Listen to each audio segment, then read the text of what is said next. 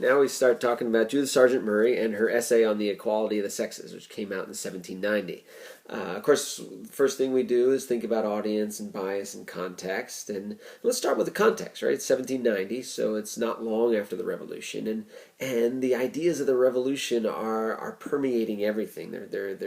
They're spreading out across the country in ways people never imagined. And we talked about how ideas of liberty and freedom and revolution can percolate throughout a society and have consequences that you know, the original revolutionaries never intended. And certainly we saw that with slaves appropriating the language of liberty to argue for their own freedom, indentured servants, Indians, and of course women. You know, women like Judith Sargent Murray, you know, they hear the talk of the time, and they're thinking as well. You know, they're thinking about their own roles and how liberty affects them, and what it means to be free in a new republic if you are a female. So it comes out in 1790, and this one is in Massachusetts Magazine, and by this time she's gaining a reputation as being a writer of some import. But let's step back a little bit and talk about her as a person. She was born in Gloucester, Massachusetts, which is right there on the coast. It was a prosperous town. She was born into a relatively prosperous family, merchant family, but then the war came along, and the Revolutionary War came along, and her husband got kind of tied up in it and wound up significantly in debt. Eventually went to the West Indies to try to escape debtor's prison, dies there, and then she winds up marrying a second man, John Murray, who was her minister in the Universalist Church. The Universalism was relatively new at that time, and it's still around, and it's very different from a lot of the other Christian denominations of the time, because they believed in universal salvation, that there wasn't a predestined plan where some people were condemned to hell and other people were eligible for salvation. They believed that everybody had the opportunity to be saved. And this has some influence on her thinking as well, right? You know, this idea of universalism, this idea that all God's children are equal and have an equal shot at salvation. So between her universalist faith, the revolutionary ideas challenging orthodoxy, and her own upbringing, she was the first child. She had a younger brother, and you know, she was taught to read and write and had a rudimentary education. But as she got older, she noticed that her brother, that little brat running around, had access to a much different education. They were training him to go to Harvard. They wanted, they had private tutors who taught him the classics and the basic fundamentals of education at the time. And she resented this, as anyone might. So that personal experience helped inspire her to think differently about the role of women in the society. So you had the political context, you had her religious faith, you had her personal upbringing. All these combined together to help Judith Sargent Murray think very differently about the role of women, and she's going to articulate that in this essay here. It's an extraordinary essay, and again, I hope you've read it. And we're just kind of reviewing it, and I'm not going to go read every single line. But it is written in a particular style, and you'll notice it's different than, say, Thomas Paine, who's trying to appeal to the average reader, the common reader, and he's gonna he uses some vulgar language in there. Judith Sargent Murray's not going to do that. I mean, for one thing, she's a woman; she's not supposed to indulge in that kind of language. For another thing, she's trying to make a point about women having the capacity to be as educated and intellectual as men. And so she's going to write in a very intellectual way, which makes it somewhat more difficult to read, and you may have to read things a couple times in order to get their gist. But she's using that style of writing to help bolster her larger point, which is women are just as capable of being educated as men are. and that the only differences, the only inferiority that there might be, is due to that lack of education, because you've denied women education for so long. So she starts out and she asks, well, what is it that makes a person educated, right? She writes here in this first paragraph, may not the intellectual powers be ranged under these four heads, right? There are kind of four different categories of intelligence. Imagination, reason, memory, and judgment. And it's interesting because education scholars have written books and debated and done all this research over the past couple centuries, and a lot of them would come down to saying many of the same kinds of things, that this taps into many different kinds of intelligences. The imagination, creativity, and then your reason, your ability to analyze and think critically. Your memory, your basic recall of facts, the knowledge that you've stored up, and then your judgment, your ability to interpret things and come to judgments based on what you already know. And these are four very different ways of thinking about intelligence. And so she's going to go through one at a time and show the reader why women are just as capable in all of these areas, right? So she starts with imagination. She actually says, well, everybody already knows that this is the realm of the female, right? That the province of imagination hath long since been surrendered to us, right? People, even men, would acknowledge that women are more creative. All you have to do, she says, is look at our fashions, right? Observe the variety of fashions. And she puts in her parenthetical aside, right? Here I bar the contemptuous smile, right? She herself doesn't go for the fashions of the time, So she might she might have a contemptuous smile, but look at all the different fashions. That shows you how creative women are, how continually they're changing as much as possible. Right? There's always something new under the sun. Women are constantly reinventing themselves, recreating themselves through their fashions, in part because that's all that's been allotted to them. That's the only creativity they're allowed to have. And so within that realm, they show tremendous imagination, tremendous, this exuberance of fancy, the strength of inventive imagination, right? This continual variation, right? This is what women do. We can constantly provide a variety of ideas. So that's one. That's one of the four. She said, okay, there you have it. Women are more capable in that front.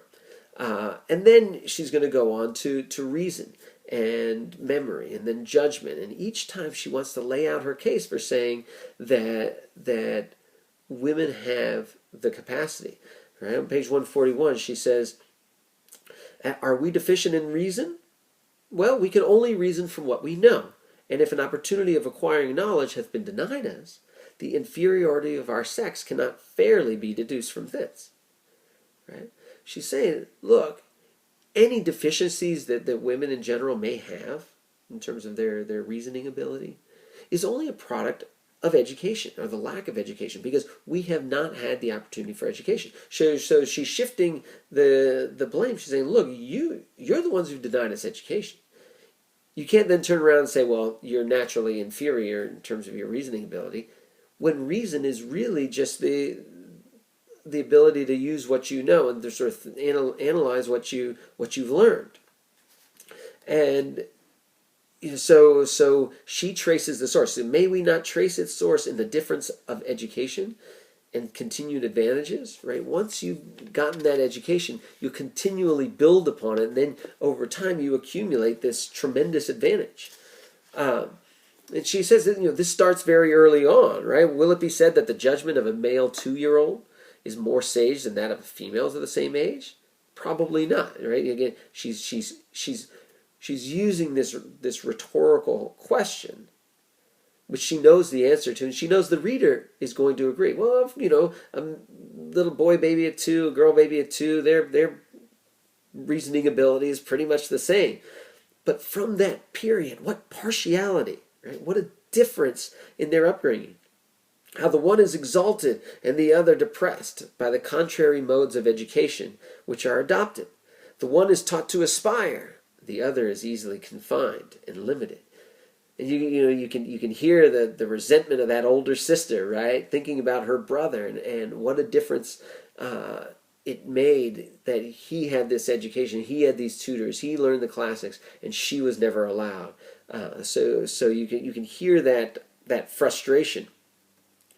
Grant that their minds are by nature equal, yet who shall wonder at their apparent superiority, if indeed custom becomes second nature? Nay, if it taketh place of nature, and that it doth the experience of each day will evince. She's kind of getting into the whole nature versus nurture debate, which still goes on in science and in culture. Right? Does it matter? Are we the way we are naturally, or is it because of a product of our environment and our culture and our upbringing? And she's definitely more on the nurture side. She's saying, look, we're by nature equal. We have these abilities, but society is treating the two sexes so differently that accounts for any differences that we may perceive. Right? At length arrived at womanhood, right? The girl grows up. The uncultivated fair one feels a void, which the employments allotted to her are by no means capable of fulfilling. What can she do?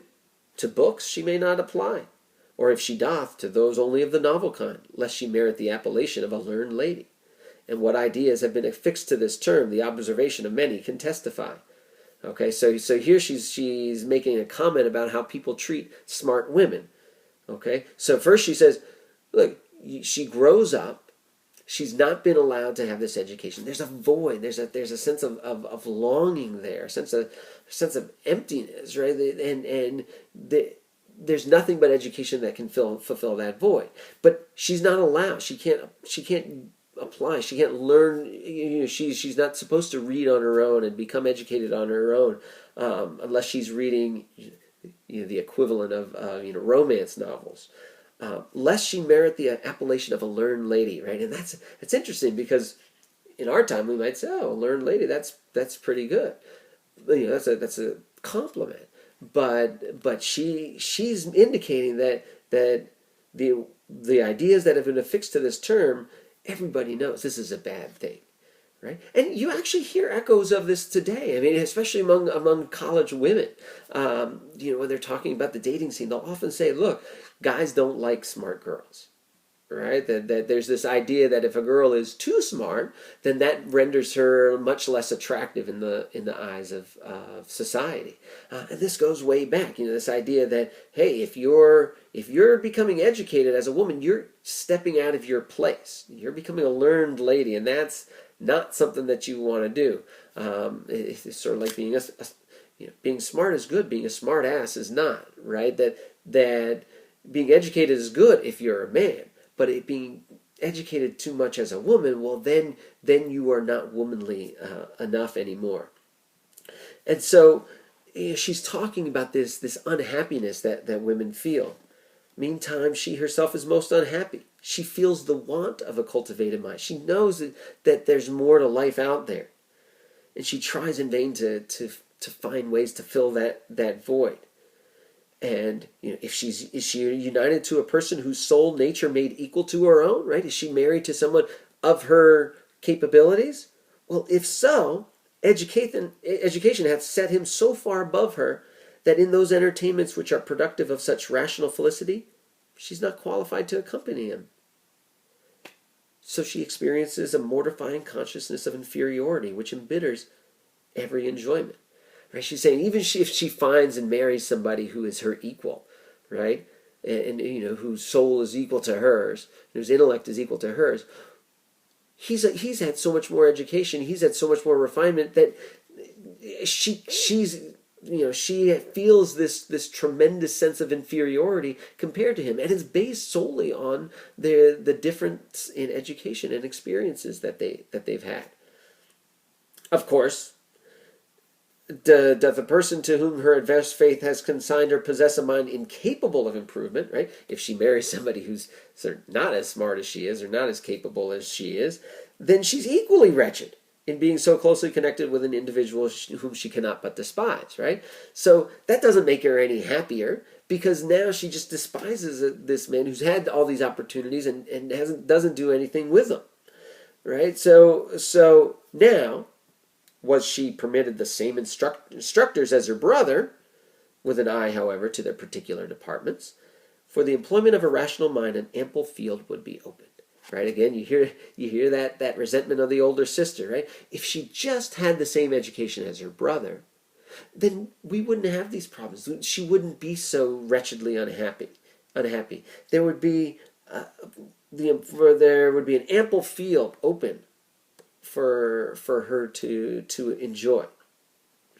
Now, she gets to, in this next section, at the end of page 142, she starts thinking about the criticism, right? And this is a good rhetorical strategy. When you're writing a persuasive essay, you want to anticipate the counter arguments. You want to anticipate what your opponents are going to say. She knows that people reading this article are going to have objections, right? She's writing in Massachusetts Magazine. This is for a learned audience. This is for primarily a male audience, educated audience, and most of these people are going to disagree with her. So she's going to anticipate their objections. And one of their strongest objections is that a woman who is too educated is not going to be a good mother, right? She's not going to be a good wife. She's going to ignore her domestic duties, right? Will it be urged that those acquirements would supersede our domestic duty, right? The acquirements of knowledge, that all this learning is going to take a higher priority than their domestic duties. She's got an answer to that. She says, look, I answer that every requisite in female economy is easily attained. Right? Everything you want us to do, like all this cooking and cleaning stuff, right? You can figure that out, right? It's easily attained. And with truth, I can add that once attained, they require no further mental attention. It's like once you've learned how to do the basic stuff, it's not like you continually have to use your mind on it. You know, a lot of this spinning and cleaning is drudgery, really. Nay, while we are pursuing the needle, right? While we're sewing the clothes, or the superintendency of the family, while we're watching the children, staying at the house, I repeat that our minds are at full liberty for reflection, that imagination may exert itself in full vigor, and that if a just foundation is early laid, our ideas will be worthy of rational beings. We can be educated and be good mothers too, right? It's motherhood and taking care of the house is not rocket science.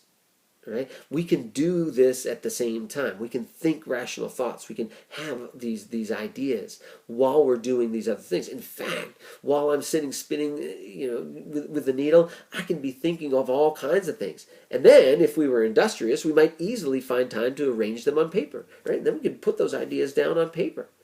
Or, should avocations press too hard for such an indulgence, right? If we don't have the time because we're too busy, the hours allotted for conversation would at least become more refined and rational. So even if we can't write this stuff down, we can't write pamphlets and books, we can still engage in thoughtful conversation with the people around us, right? And that's a good thing. So should it still be vociferated? And again, she uses vociferated instead of said, or some more simple word, because he's trying to show, look, I have this expansive vocabulary. I can be as intellectual as you can. Should it still be vociferated? Your domestic employments are sufficient, right? You should be happy just being at home. I would calmly ask, is it reasonable that a candidate for immortality, for the joys of heaven, an intelligent being who is to spend an eternity in contemplating the works of the deity, should at present be so degraded as to be allowed no other ideas than those which are suggested by the mechanism of a pudding or the sewing the seams of a garment? Right? Say, you want us to live an eternal life, to be in the presence of God? And again, remember, she's a universalist, so she believes that all people, men and women alike, have this opportunity. Say, you want us to have this eternal life and just be stupid the whole time? Right? Pity that all such censures of female improvement do not go one step further and deny their future existence. To be consistent, they surely ought. It's like, if you're going to say that, if you want to degrade us now, then you might as well basically say women can't have an afterlife. Go ahead, be consistent, and go ahead and say that, because if you don't want us to have intelligent thoughts to contemplate for eternity, then don't even let us have an eternity, right? We won't even have an afterlife. And then she concludes, right? And here she's talking directly to those men. She says, "Yes, ye lordly, ye haughty sex, right? You think you're so much better than us. Our souls are by nature equal to yours. The same breath of God animates, enlivens, and invigorates us, and that we are not fallen lower than yourselves." Right? And so she's really laying it on the line here. I mean, she's trying to be as clear as possible, and she's appealing to God, right? And she's also talking about equality, and this is another, along with freedom. I mean, equality. All men are created equal. This idea that all citizens are equal. This is one of the pervading ideas in this revolutionary generation. So this is a time when these ideas are having the most currency and may have the most opportunity to be accepted. And that's why she's trying to push. Were we to grant that animal strength proved anything, taking into consideration the accustomed partiality of nature, we should be induced to imagine, she says, that she had invested the female mind with superior strength as an equivalent to the bodily powers of man.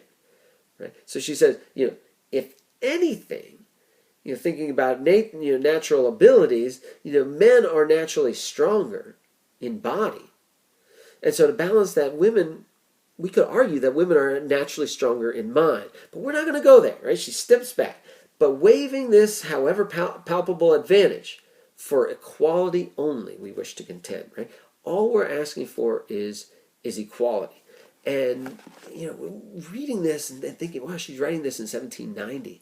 To me, it's fascinating because, I hear echoes of Betty Friedan, who wrote The Feminine Mystique in 1963, which is widely seen as helping to inspire the modern women's rights movement of the 1960s and 70s. And Betty Friedan would write about the problem with no name, which was basically this aching, this longing for education and for something more than just cooking and cleaning the house and being the happy, perky wife. Right, and you hear this in Judith Sargent Murray. Right, she's saying, "Look, there's more to life than this. We don't just have to sit and sew clothes and cook puddings. Right, there's more to it. We have the capacity to do more. Let us do more." I think it's also reading this is also interesting because her story is a good example of how history shifts over time. Right, she writes this. During her time, she has modest fame, modest success as a writer. She dies in the 1830s, 40s, and she's basically forgotten. In part because there were no sources. There are a few pieces of her published writing, but nobody had good sources on her life. And in fact, there still has yet to be a full-length, solid biography written about her, because the sources were missing. And then, some of the critics in the 1800s kind of dismissed her, panned her. Right? This was not a time when people were interested in talking about female equality, and so she's kind of ignored for a century until the modern feminist movement of the 60s and 70s, where she's rediscovered by historians who kind of look back and they look at this essay and other essays like it, and they're like, wow, this is, she was almost 200 years ahead of her time. She's talking about ideas in a public forum in a very articulate way.